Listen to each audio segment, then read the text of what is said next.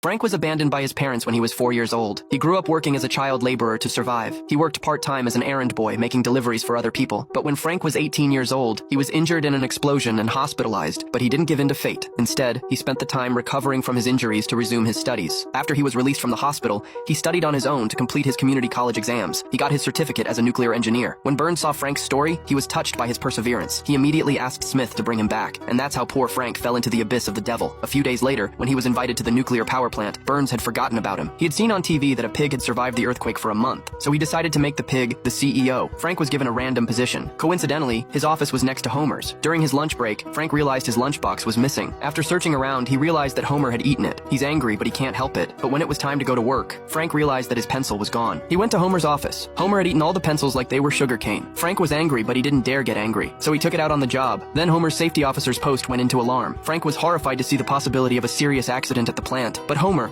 with his experience, didn't panic. He grabbed a bucket of water and easily solved the alarmed machine.